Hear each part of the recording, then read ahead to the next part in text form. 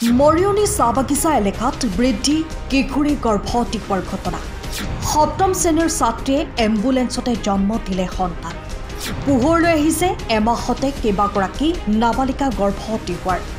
মৰিয়নিৰ চাহ বাগিচা এলেকাত ভয়ংকৰ ৰূপত বৃদ্ধি পাইছে নাবালিকা গৰ্ভৱতী হোৱাৰ ঘটনা। শেহতীয়াকৈ মৰিয়নি দেবেৰাপাৰৰ এখন বাগিচাৰ এগৰাকী সপ্তম শ্ৰেণীত অধ্যয়নৰত 15 বছৰীয়া নাবালিকাই জন্ম দিলে এটি পুত্ৰ সন্তান। দুসপ্তাহৰ পূৰ্বলৈকে নাবালিকাগৰাকী বিদ্যালয়লৈ নিয়মিতভাৱে অহা যোৱা কৰি আছিল। নাবালিকাগৰাকীৰ দেহৰ পৰিৱৰ্তন দেখা পাই চিকিৎসকৰ কাষ চপাত নাবালিকাগৰাকী গৰ্ভৱতী হোৱাৰ কথা গম পাই অভিভাৱকে। ইফালে প্ৰসৱ বেদনাত ছটফটাই থকা কিশোৰীগৰাকী চিকিৎসালয়লৈ নি থকা অৱস্থাতে এম্বুলেন্সতে জন্ম দিয়ে এটি পুত্ৰ সন্তান। জানিব পৰা মতে দিহিঙীয়াপাৰা চাহ বাগিচাৰ এজন যুৱকে বিভিন্ন প্ৰলোভনেৰে নাবালিকাগৰাকীৰ সৈতে শাৰীৰিক সম্পৰ্ক স্থাপন কৰা পৰিণতিতে কিশোৰীগৰাকী গৰ্ভৱতী হয়। পৰিয়ালৰ লোকে দেৱাৰাপাৰা আৰক্ষীক ঘটনা সন্দৰ্ভত এজাহাৰ দাখিল কৰিছে যদিও বৰ্তমান চেন্নাইত থকা অভিযুক্তক আটক কৰাৰ ক্ষেত্ৰত কোনো পদক্ষেপ গ্ৰহণ নকৰাৰ অভিযোগ উঠিছে আৰক্ষীৰ বিৰুদ্ধে।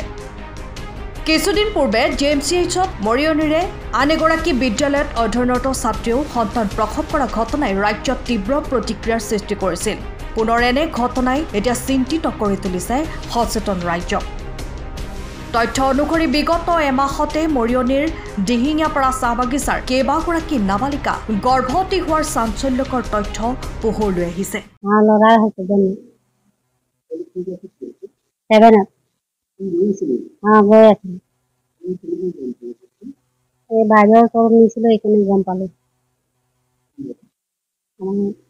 বাইদেউ আছে বাগানত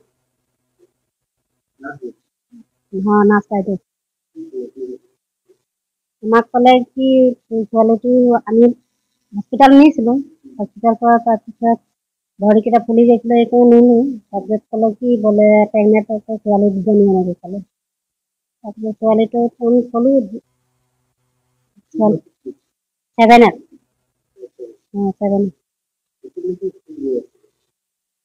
স্কুলটো একেবাৰে গৈয়ে আছিলে, ভালেই আছিলে ছোৱালীটো। আমাৰ সুবিধা একো নাই, মোক নিদিয়ে, ভালকে পঢ়ি আছিলে।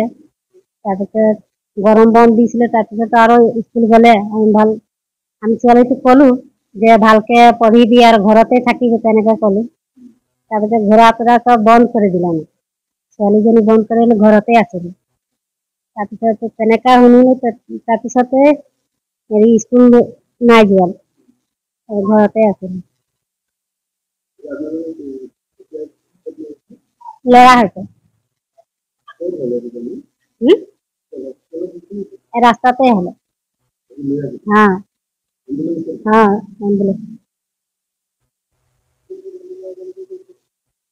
স্কুলটো গৈয়ে থাকিলে, 2 সপ্তাহ হ'ল এৰিলে।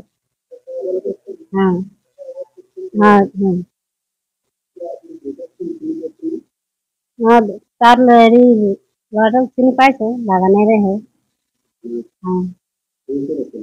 ল'ৰাটো এতিয়া চেন্নাইত আছে, মই নেজানো। ডাঙৰে আছে, বয়সটো মই নেজানো। আমাৰ 15 বছৰ। 7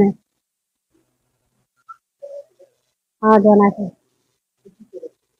থানাই ক'লে যে ছোৱালীটো ইমান সৰু আছে, ইমান জলদি বিয়া পাতিলে, সেইকাৰণে ঘৰতে মোক হ'বলৈ ক'লে, ৰাখিবলৈ ক'লে আমাৰে ঘৰত।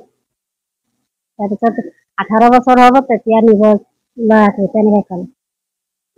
আমি ক'লোঁ ছাৰক যে ছাৰ বোলে ল'ৰাটো ইয়াত নাই, বোলে চেন্নাইত গৈছে বোলে কাম কৰিবলৈ, তাক মাতি আন, তেনেকৈ ক'লে। মই ফোন লগালোঁ দুদিন, তাৰপিছত ক'লে কি আমি বোলে যাম বোলে 15 তাৰিখে, 20 তাৰিখে যাম বোলে ক'লে। তাৰপিছত ক'লে কি বোলে 15 তাৰিখ টিকেট হৈ গৈছে, মই যাম, তেনেকৈ ক'লে। ল'ৰা হৈছে।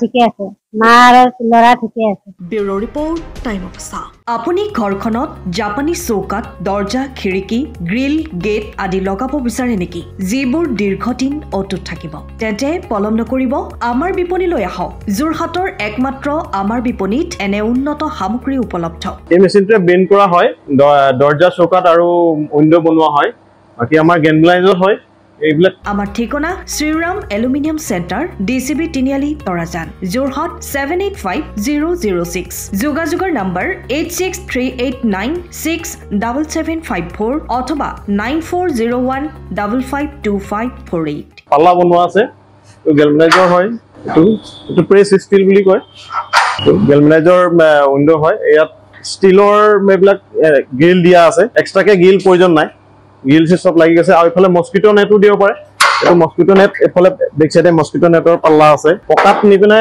ঘৰটো আৰম্ভ কৰোতে লৈ যাব লগিয়া হয় তেতিয়া পকাত দি দিলে মানে ইয়াত ঢেলাই সোমাই যাব মছলা সোমাই যাব বালি মছলাটো ভৰাই দিলে মানে মজবুত হৈ যাব ইয়াৰ সময়ৰ খবৰ সময়ত পাবলৈ ফলো কৰক টাইম অফ আছা